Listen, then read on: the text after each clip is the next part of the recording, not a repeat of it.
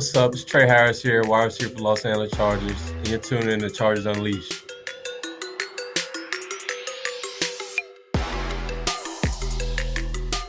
Welcome to another edition of Chargers Unleashed. Jake Hefner and Wolkenstein here with you from the LAFB Network. If this is your first time tuning in this show, make sure you hit that like, subscribe button on YouTube. You can also follow us on Facebook, Twitter, Instagram, Spotify, and Apple Podcasts. Dan Wolkenstein.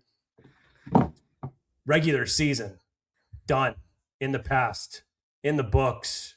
That's old news.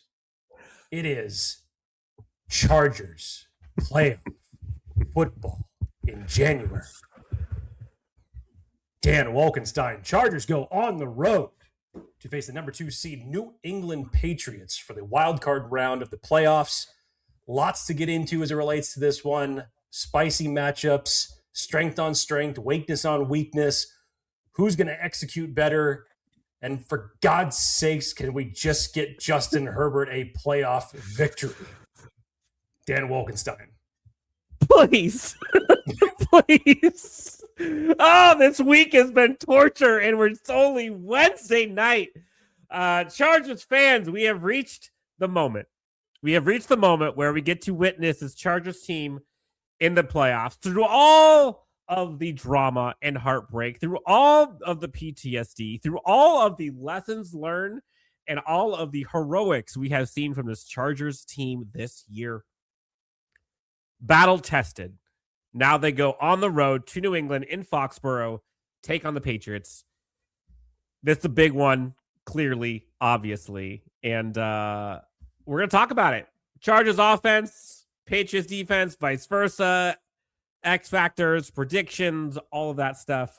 Jake, before we get to all of that, let's pay the bill. Let's talk about our friends because we have an insane show today. Yes, the NFL postseason is here. Playoff time, baby, which means you now have a chance to win up to $1,000 your cash on daily fantasy football with Sleeper. Football has never been more exciting than what it is right now with players like, gotta admit, Drake Maye, Justin Herbert, Josh Allen.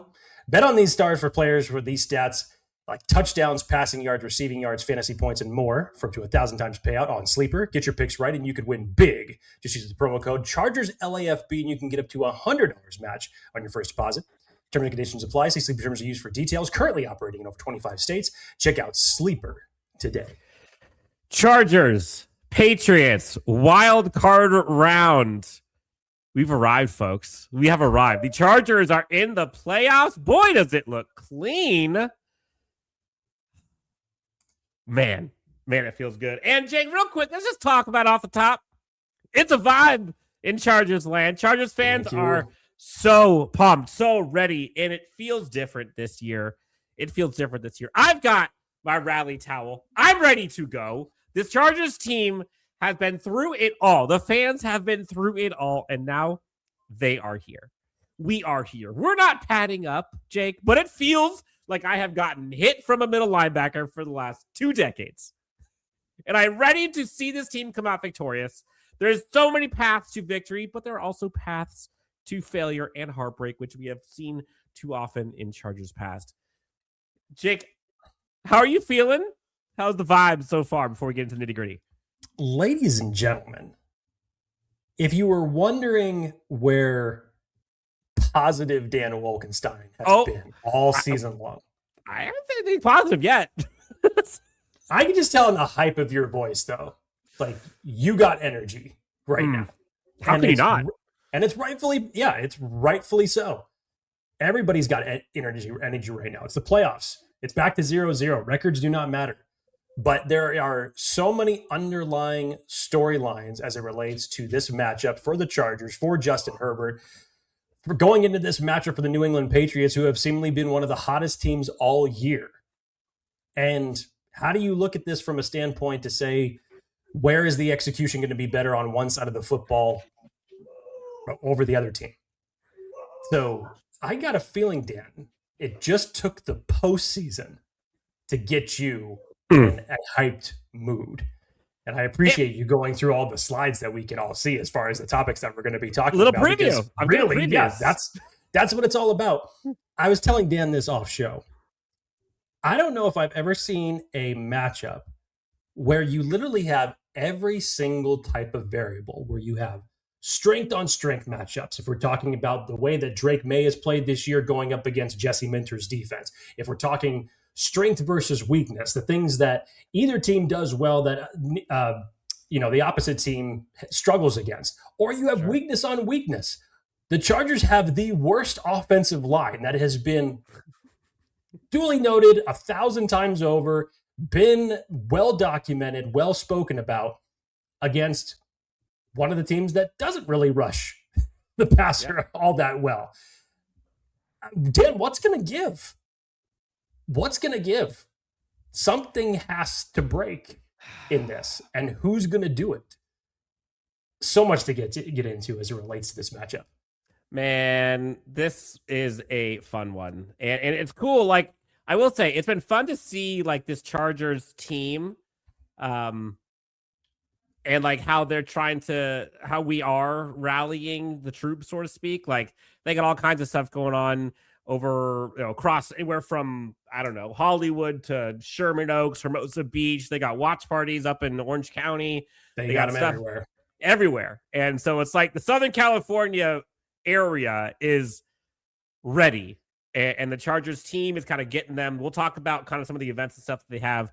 Hopefully Chargers fans can get to some of those.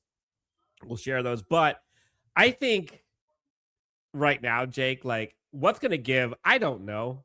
We'll get to like what's going to matter in this game, but realistically,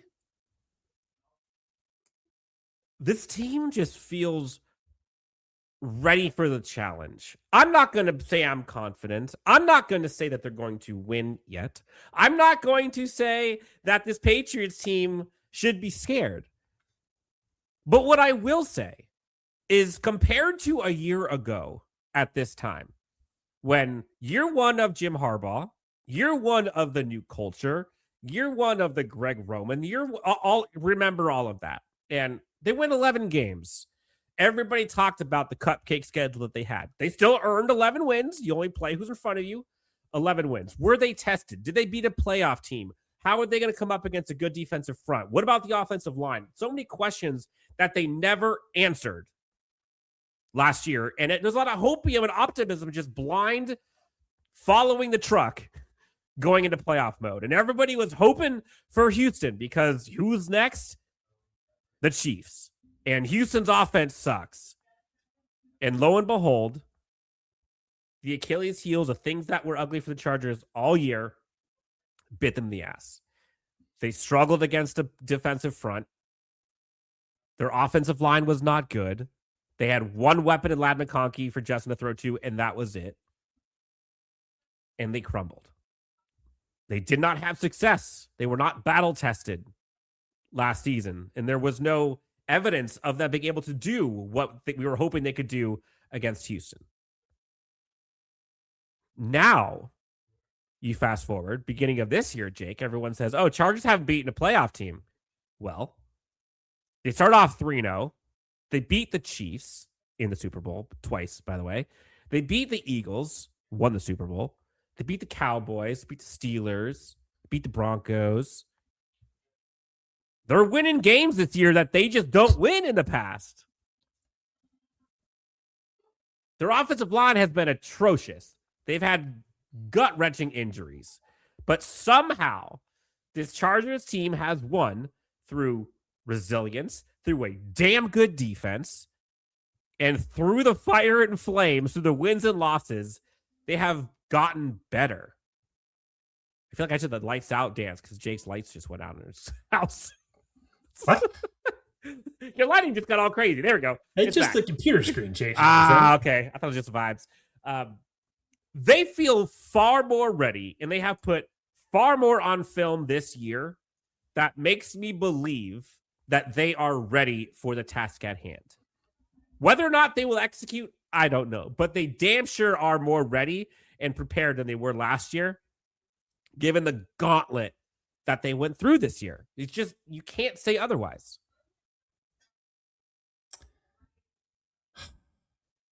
I don't know if I could put it any better than that, Dan. Honestly,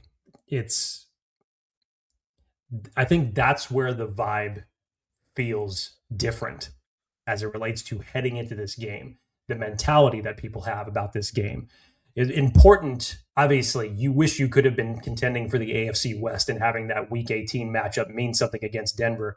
But Justin Herbert's health and getting him an extra week of rest was much more important. Getting some of these key guys like Derwin, Khalil Mack, other guys who have busted their ass all season, just to get them an extra week of rest, an extra week of preparation.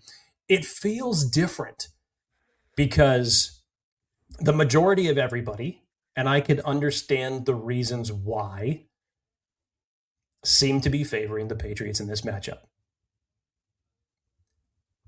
But there is a lot that this Chargers team is playing for this Sunday. Number one, most obvious, number 10, getting him a playoff victory. How about on the opposite side of the ball? 52, Khalil Mack has never won a playoff game in his career. You think that he is not hungry for it? How hungry? It takes me back 2 years ago. How hungry am I? How hungry is he? Let's talk about the latest injury report, Dan, because it is Wednesday. Let's go through it really, really quick. Keenan Allen and Khalil Mack both did not practice today just due to a veteran rest day. No problems there. Austin Deculus, Bud Dupree, Keandre Lambert-Smith, Delshon Phillips, Kendall Williamson, and Omarion Hampton not practicing today. Now, it is early on in the week. I know two of those names really stood out to me. The number one being Delshon Phillips, the other one obviously being Omarion Hampton, who, as Jim Harbaugh had talked about today, is still nursing that injured ankle that he suffered in the Houston Texans game. There was the reports, though, after that was told, that he was working off to the side with trainers, so he was on the field doing some type of work. Hopefully that is a indicator in the positive direction as far as what practice is going to hold over the next 2 days. But you feel like, Dan, especially for this matchup against New England, and in the elements that you're most likely going to be playing in on Sunday night, that maybe there's no more important player on offense than number 8. Sure. I was going to say actually number 8 for this matchup. For what you can do offensively to New England, obviously, yes, Justin Herbert is the top. But if we're talking about like the X factors, the ones that could come in and change the game and really set the pace, yeah, this Omarion Hampton news is not what you'd want to read on a Wednesday. But hopefully over the next 2 days, we'll be getting some more positive news on that front. Hopefully. Yeah, I mean, Delshon Phillips will be a big one. Obviously, the number one special teams tackler in the entire NFL, Pro Bowl snub, part of the show. Played great last week against Denver. Yeah, he did. Him and Marlowax both played really, really well.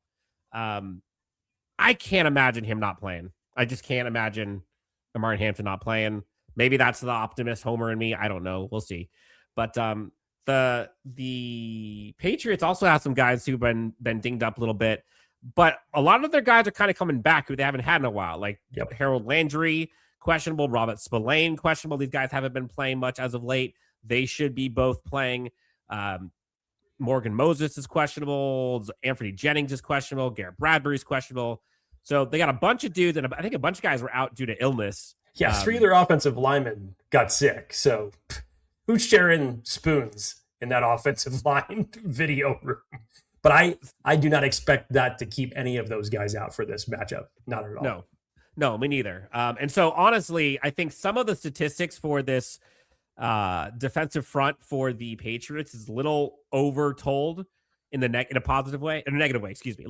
I think their front is better than what people are talking about because they haven't had some of their guys in the interior or on the edge. Harold Landry hasn't been there the entire time. There's been context here. I'm not saying it's great, but to say that they're terrible, I think is a very, very big stretch. A guy who's not being talked about a lot is the former Las Vegas Raider, Robert Spillane. I like him a lot. I loved his game in Vegas. I think he's a captain for that team in the Patriots. And he's kind of the heart and soul of that run defense for them. He's questionable, but he's back this week. This is a tough team. Yes, is this a quote unquote favorable matchup compared to the other teams that they could have played? Maybe. They're still a 2 seed. They still won a grip of games, and they could still very well beat this Chargers team many different ways. They have an MVP caliber quarterback. They have a damn good head coach. They've got a smart defense, and they have weapons at both receiver and running back and tight end. So miss me with they're not good. This should be a cakewalk. Like, stop. The Chargers understand the assignment. And this Chargers defense, I feel, is ready. You've been there before.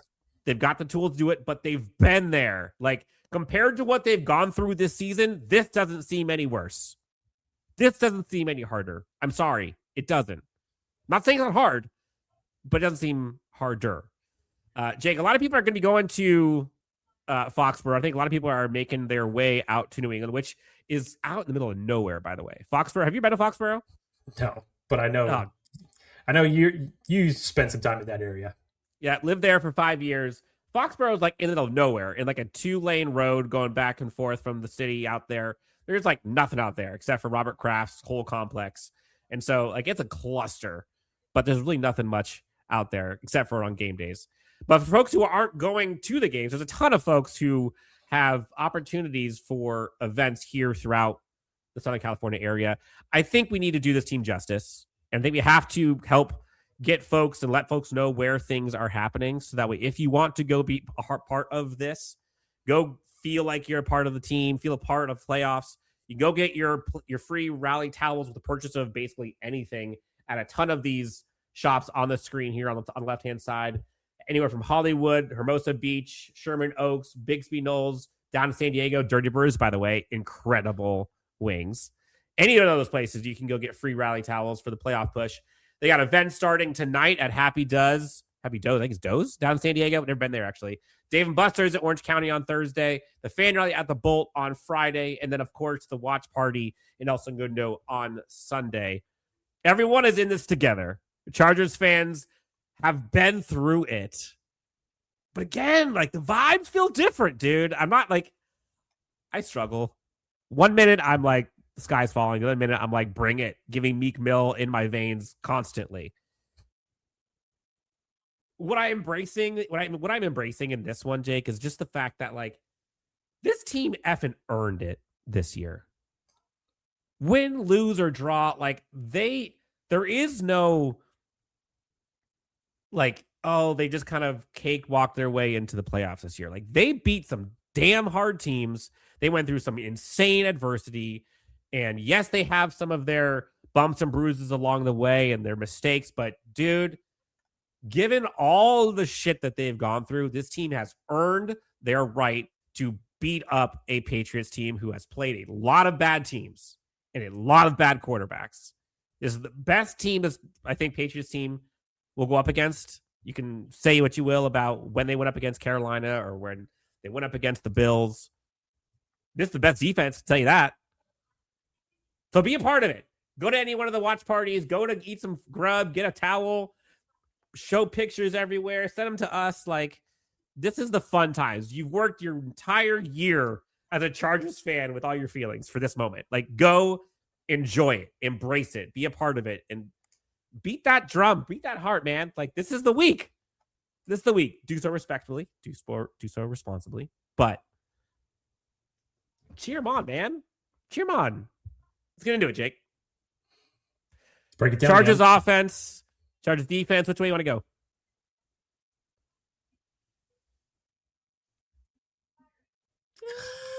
You know what? Let's save Jesse Minter for last. All right, so you want to go Chargers offense? Let's go Chargers offense, Patriots defense. I'll give you the floor. Set the stage. This is going to be the tale that has haunted the Chargers all season long. What Chargers offensive line is going to show up? And for a majority of this year, we know which one has showed up. Like Groundhog Day, with the exception of essentially the Dallas game, it's not been a good offensive line. Now, you have Jamari Sawyer, who's come in and gave a little bit of stability to that left tackle spot over the last couple of weeks, which has been great. But here was the weakness versus weakness element that I was talking about, Dan, because, again, you have one of the worst offensive lines in the league. And then you flip to the New England defense as far as where they're ranked in terms of getting after the quarterback, and they're towards the bottom of the league. However, I will say this. Christian Barrymore. Christian Barmore, and getting Milton Williams is back for them is absolutely huge because the two of them are in the top 5 as it relates to getting after the quarterback individually for pass rush stats. Now, take that as you will, given the competition that they've faced. But I still remember when the Chargers played the Tennessee Titans, when the Tennessee Titans did not have Jeffrey Simmons, and they still got after Justin Herbert in that game and were still able to put him on the ground. So this is really, believe it or not, Dan, you can call this one of many X factors for this game. And I may be in denial with saying it. When you look at what the weakness of this New England defense is, talked about rushing the passer, so obviously the offensive line has to hold up. They're not good when it comes to covering outside runs against running backs, so you know that the run game is going to be very much a focal point of this game. Please, for the love of God, do not run in between the tackles because it just has not worked all year. But Dan, I'm going to need, and I really mean this, and I know I'll probably get laughed at for even having any type of belief that this might happen, but I'm going to need Greg Roman to harken back to week 1. And I'm not saying that you execute the exact same type of play that you did against the Kansas City Chiefs, because again, it's a totally different team. Or against but Steelers. in terms, yes, but in terms of scheming up a game plan for Justin Herbert, and maybe the reason that I am in this mindset, Dan, if you go back 2 weeks ago, just days before the Denver game, do you remember Greg Roman's press conference? He took some accountability for what happened to Justin Herbert this year, and he put it on him. And I know that everybody is ready for Greg Roman to be gone from this team, this, that, and the other. They've had their reasons to be upset with him, and, that's their own, and whatever you want to take it. But then there's something inside of me that's telling me, it's like, that has to happen. That has to get better. And maybe with a week off, with Justin Herbert getting an extra week of rest with that broken hand, something is going to take place here. So I mentioned the areas that you can look to exploit. Well, obviously, keeping number 10 upright. If you are able to do what you did again in the Dallas game, you're going to be in a pretty good spot. If you're able to keep Justin Herbert upright, you're going to be in a really good spot. Additionally, Dan, and again, I think that both head coaches are going to employ this because that's just their mentality. And this is where Omari and Hampton really comes into play. You need the law firm of Vidal and Hampton to get going and exploit the outside areas of New England's defense. 100% you can do this. And there are areas that in the secondary and in the middle of that field that you can look to exploit that I think where you can get some open shots to Ladd McConkey downfield, Quentin Johnston downfield. But you have to start in the trenches, Dan. And this is where it's really going to be which weakness of each offensive or defensive unit is going to come out and play better than the other one. Which weakness is worse? Yeah, exactly. And there's reason to bet against the Chargers when it comes to offensive line versus defensive line. That's not being a pessimist. Like, that's just reality. But as Dan said earlier, Justin Herbert is a different Justin Herbert this year. Because despite having the worst offensive line, despite being hit more than any other quarterback in the NFL, you just see those moments, man, where he just hits the fuck it button and says, I'm going to do this myself. He's in the top 5 as it relates. He's been better than his best excuse. Yes, he's in the top 5 as it relates to rushing quarterbacks this year. There's been numerous times where he has been the leading rusher for the Los Angeles Chargers in their games. But if you were able to get Justin Herbert with an open lane, extend drives, the Superman-like mentality that he had against the Houston Texans in that specific drive, like, there's ways that you can exploit it. And Dan, do I think that this is going to end up being like a huge scoring shootout. Not if the Chargers play their game. No. In general, I don't think so. I think Harbaugh and Vrabel have a very similar game mentality that they're coming into this with. And it's kind of going to be like a prize fight situation to see which side is going to buckle first in a certain area. But Dan, the running game is going to really start everything. And I'm hoping to God that we're going to see a little bit more of running back screens, Dan. And which running back screens is like, you say that and the Chargers in the same sentence, nobody knows what the hell you're talking about this season because it's virtually non-existent. But the playoffs always bring something different to a team or a coaching staff, certain things that you haven't seen before. So yes, you can call it blind mentality, and maybe that's just me sucking the hopium a little bit. But I truly believe that coming into this and just listening to the words that Greg Roman had said 2 weeks ago, that there's going to be an added wrinkle in this game. Still going to play Harbaugh's game. Don't get me wrong. It better be. But I think that there is going to be another added element when it comes to finding a different way to protect Justin Herbert when it's not the 5 guys that are on the field that are responsible for doing so. There's other ways around that. What's going to buckle first, Dan? Oh, I got so many feelings. I got so many thoughts, so many comments. There's a lot there. Look, I'm going to keep it pretty efficient here. This Chargers team has had a bad offensive line almost all year and could have lost them and did lose them many games, but they've still won 11 despite that. Even when they've gotten absolutely trucked, they have still won. This is a game in which don't get cute. Nope. You know your identity. You know what you're good at, and you know what you're bad at. You know what has failed, and you know what has succeeded. This is not the time to start trying new things.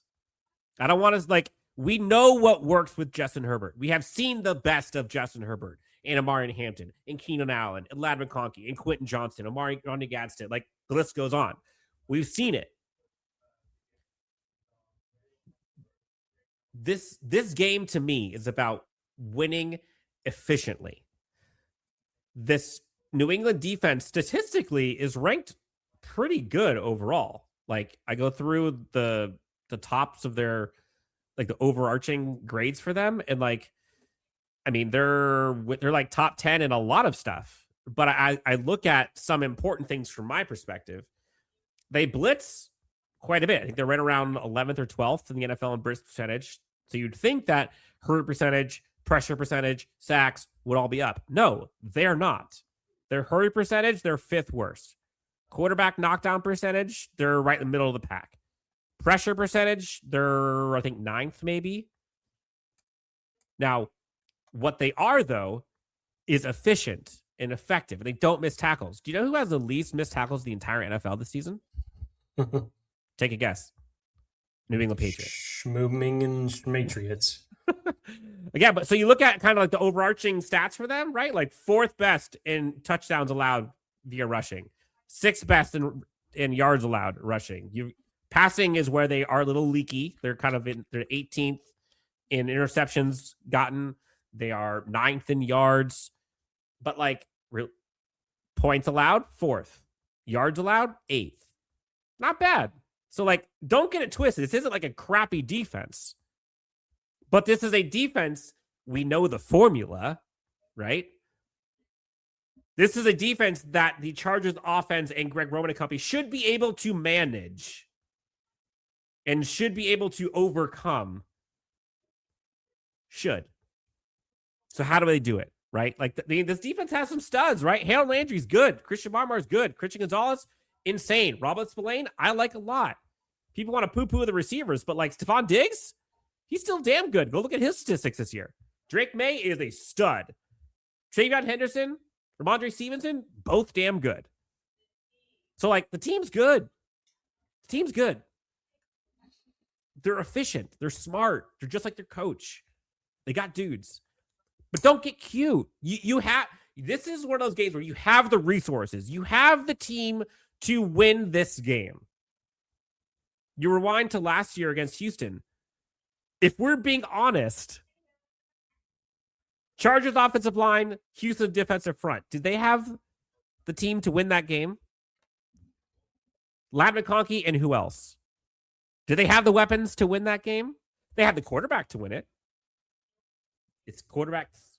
Wins isn't a quarterback stat. You can say it is. They have it now. They have the complement of weapons that we talked about all season. There's a graphic we still have on our screen from weeks ago at the beginning of the season of like 7 or 8 dudes that this Chargers offense and Jim Harbaugh and Justin Herbert have that they didn't have last year to complement Ladd McConkey. Keenan Allen comes in for pennies and goes off, breaks the record. Ladd McConkey still Ladd McConkey. Quentin Johnston, ho-hum, another ball in season. How many touchdowns does that kid have now? Like 17 or something crazy? 16, I think, in 2 seasons. Martin Hampton looks legit. Kamani Vidal is doing awesome things. Aronde Gadsden, Trey Harris. Like, I'm talking studs, dudes. Reliability for Justin Herbert that he did not have. They have the offense to win this game.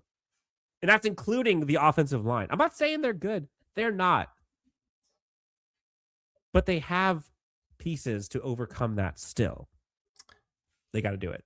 Dan, real quick, you were talking about those weapons that Justin Herbert didn't have last year, the ones that didn't perform.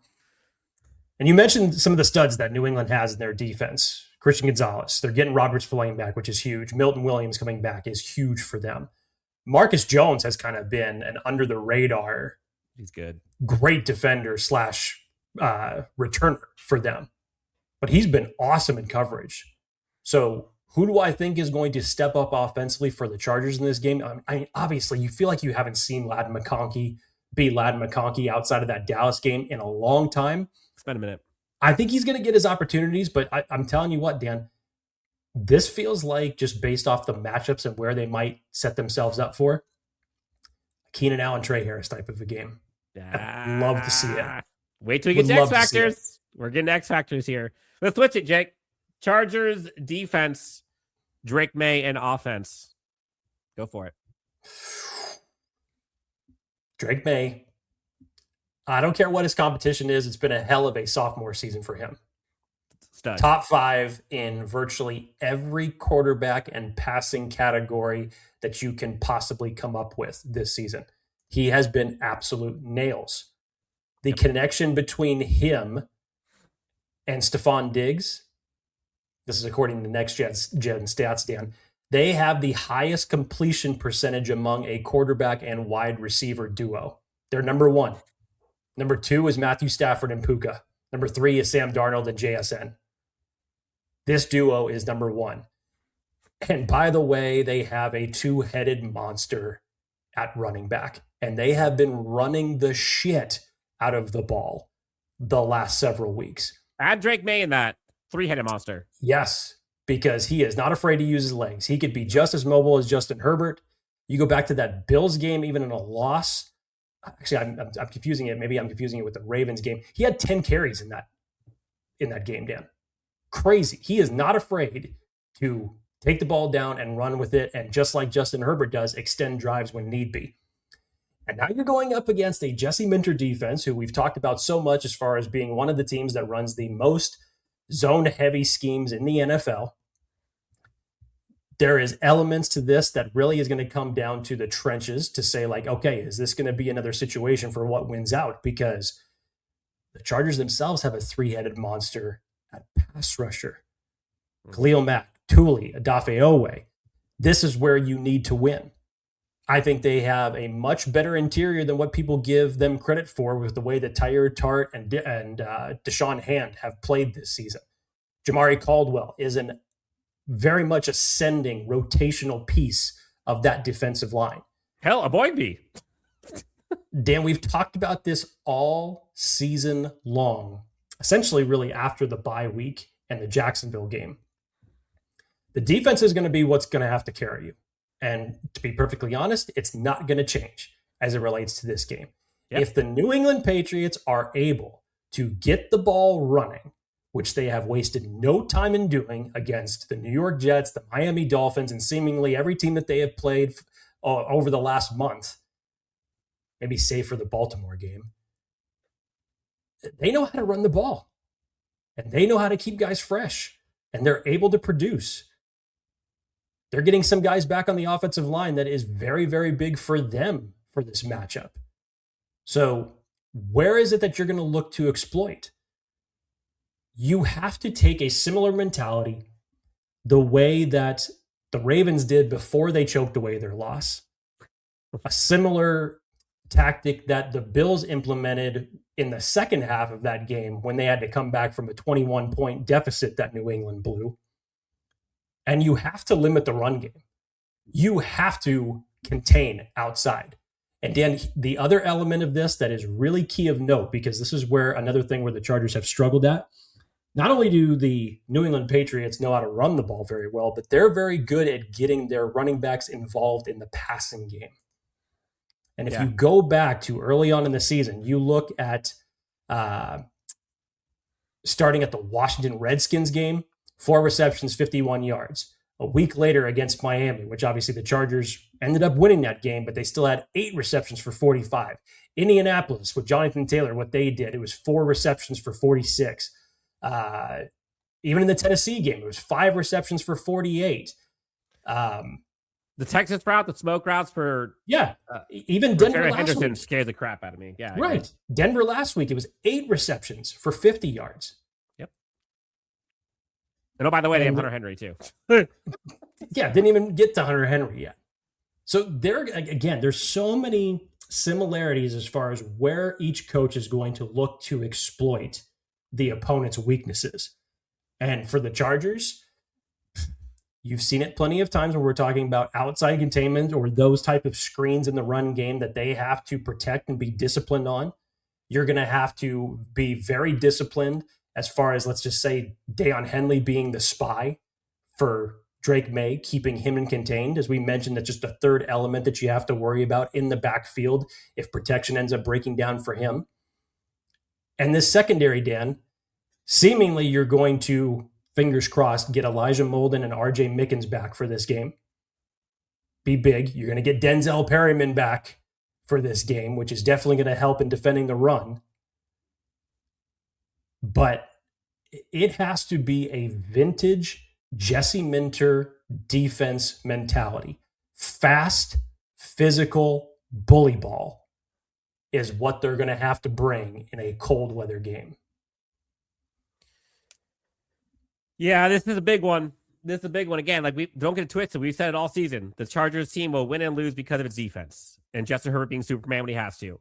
If you expect Justin Herbert to put up 40 with this offensive line, like, it's not going to happen. But the Chargers, again, this Chargers team has the assets to execute this. You're going up against an offense who is, top 10 in most things. They also give up a ton of sacks. I think they're top 10 in sacks allowed. I think they're top 10 in sack percentage. Sacks total, they have, 48 sacks in the season? Now, don't ask what the Chargers were. 60, second worst in the NFL. They could be had. And it's like, feels like Groundhog Day. One of the biggest stats that I'm looking at in this game is like one single line. And it's going to be Drake Maye rushing attempts, rushing yards, and third down conversions. Like, that's it. To me, if there was one stat line, aside from turnovers and penalties and stupid mistakes, whatever, that's the stat line. I trust Jesse Minter's secondary. I trust Tony Jefferson, Elijah Molden, Derwin James, Cam Hart, Tarheeb Still. I trust all those dudes. I trust Odafe Owe. I trust Thule. I trust Khalil Mack. I trust the defensive line. Like, I trust that. Denzel Perryman, I think, is a huge get back for this game. But like most seasons, the Achilles heel, now that's usually without Deion Henley now, who's back. If they can contain Drake Maye, which you saw them not do to Bo Nix, and again, those were backups. You see the difference, right? If they can contain him and make him beat you with his arm in the pocket, I like my chances. And that's not me being a homer. I'm just looking at what this guy does. Now, there are some tendencies that he has. I'll tell you that. If you get him thrown between the numbers between 10 and 20 yards, sign me up. Between 10 and 20 yards, middle and right, he has a combined 5 touchdowns and 6 interceptions. But if you let him throw deep or middle left, the kid's got, 10 touchdowns, no interceptions, like 140-something quarterback rating. Hell, deep middle's got 2 touchdowns, no interceptions, 140 quarterback rating. It's the middle of the field. If you can muck up the middle, I'm talking thick picks. Give me some folks in the middle, like Tony Jefferson, Elijah Molden, like in the middle of the field. If you can keep the outside contained and make him beat you over the middle, that's your recipe, in my opinion. We'll see. Can they do that? I don't know. But let's get to X Factors real quick before we get to the predictions. You're on mute, so I'll go first. I was just going to say the last thing on this, and this is where everybody who's just looking at like the face value of the matchups when it comes to like New England to say, oh, they haven't had an attrition schedule the way that the Chargers or other teams have had this season. Stats are stats. I'm not taking anything away from Drake Maye and the season that he's been able to put up. But if we're talking stats for stats here, this is the best defense that Drake Maye is going to see all season. And as Dan said, I trust Jesse Minter in this game. So, X Factors. Jake, you kind of stole a little bit of my thunder here. Sorry, sir. Keenan Allen, for me, is a huge X Factor. Obviously, Justin Herbert is the X of X Factors. They didn't have Keenan last year. They had nobody else other than Ladd who can get open, even though Ladd went for 200 yards, basically. Justin trusts Keenan. They have a history. This is the best opportunity they have at a chip their entire career. And they have synergy like he never left. Third and Keenan lives forever. I think that's going to be massive for this game. I want to say Quentin, but I do think Quentin's going to be matched up against Christian Gonzalez a lot. So I don't know about that, but I like Trey Harris. I like a Rodney Gadsden sneaky one too. But now that they have Ladd and Keenan, they can throw to in case of emergency break glass. Those are my X Factors. There is a different element when Quentin Johnston's on the field. And even if he's not the one getting the ball, it just opens up more opportunities for everybody else on this team. And again, maybe it's a little bit of nostalgia, but when you just start looking at this as far as who's going to be responsible for covering who, I think there's going to be plenty of opportunities for Keenan Allen to be open. This seems like an opportunity for a vintage Keenan Allen type of a game. Paint the Picasso. But also, again, we talk about just all the elements going into this game as far as just mindset goes, not only for 10, because 10's obviously the biggest one as far as getting a win for him. But think about Quentin Johnston. Even though it may not be a lot of opportunities that head his way, you think his contribution in the Houston Texans playoff game doesn't still haunt him? You think Ladd doesn't want it? Given the fact that he put up over 200 yards in that game and they still couldn't end up winning it. Yep. There's so many elements to this, Dan. But as far as like the big X factors, yeah, I think this is a Keenan Allen game. I think Trey Harris is ready to step up. I think he's been ready. You've seen him just insert himself in bigger moments of the game as the season has progressed. And yeah, I might be calling my shot here, but I see Trey Harris with a very nice game on this as well. But really, it's going to have to be all hands on deck. Pick who you want. I don't and care you can make a case for an X factor. Keenan, yes. Ladd, yes. Quentin, yes. Gadsden, yes. Don't forget about Kamani Vidal, by the way. I was just going to say Omarion Hampton and Kamani Vidal, yes. That's going to be Vidal 60-yard reception. That'd be great.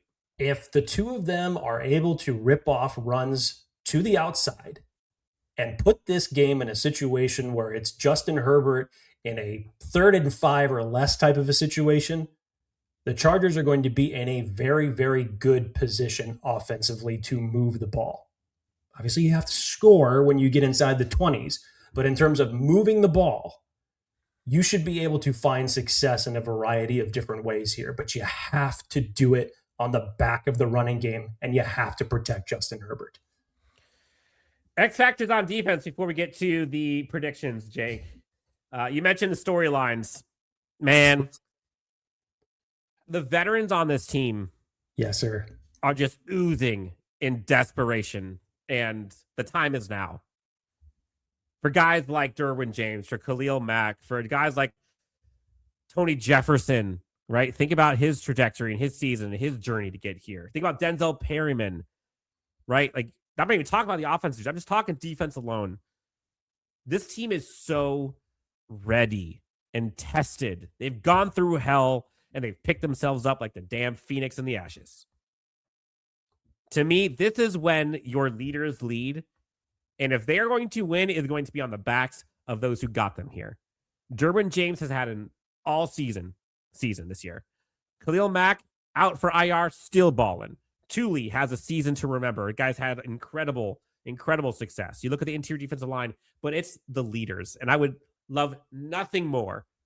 It would be so euphoric to see that Derwin James smile at the end of this game. To see that sigh of relief from Khalil Mack.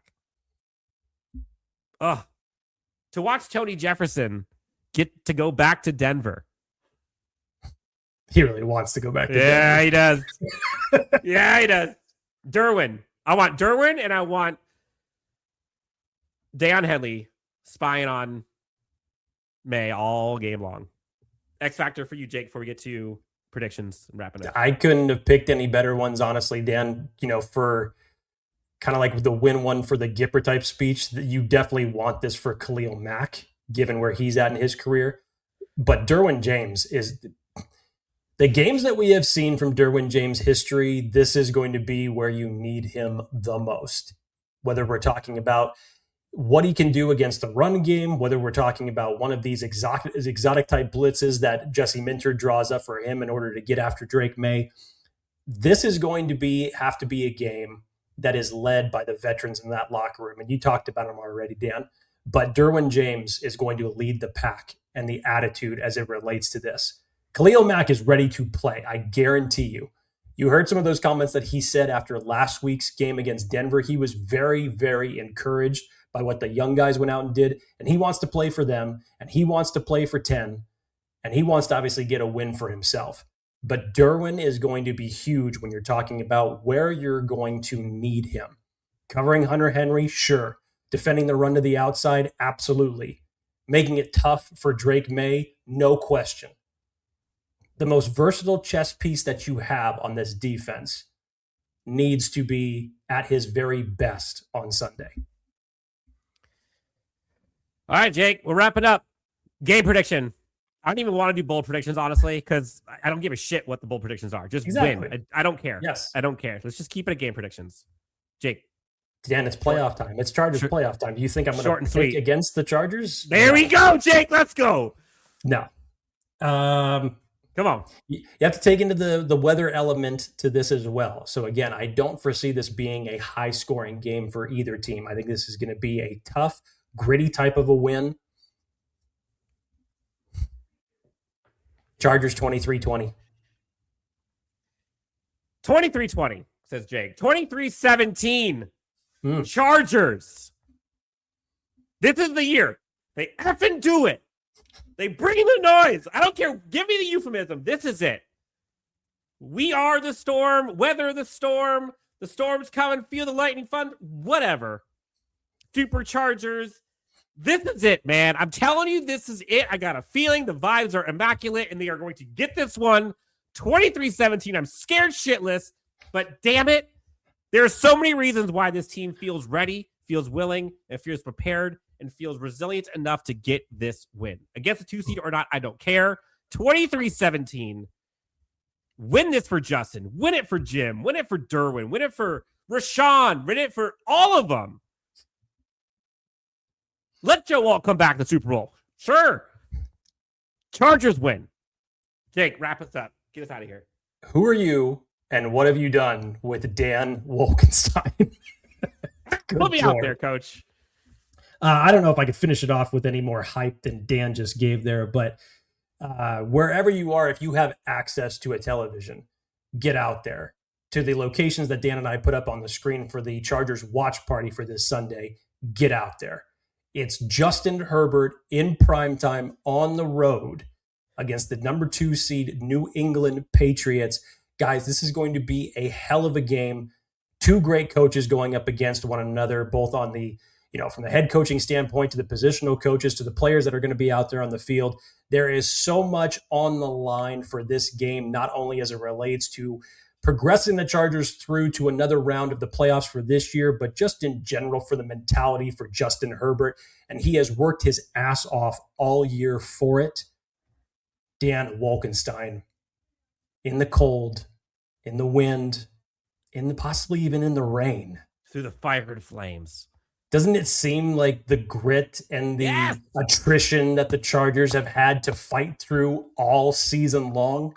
Mm-hmm. Come home on Monday for a victory Monday with a Chargers win. We need it. Be better than your best excuse. The Chargers offensive line has not been good. There are many reasons why they could lose, but they have overcome that. They have overcome adversity. They've battled to the end with everything. Hopefully, we are talking about a Chargers victory next week. And hopefully, we're talking about our trip to Denver. But right now, enjoy this moment. Enjoy these next few days. Enjoy the game regardless, because this team has done what most of us thought they couldn't do. They've won 11 games in spite of the travesty, in spite of all of the things that went wrong. Embrace it. Embrace this one, Chargers fans. You deserve this. You deserve this win. Hopefully the Chargers team can go out and get it. For Jake, I'm Dan. This is Chargers Unleashed. Appreciate all of you all season. Hopefully the season continues on the next Chargers Unleashed.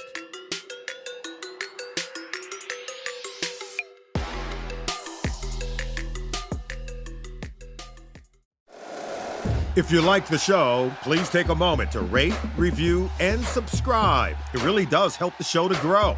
Thank you for listening.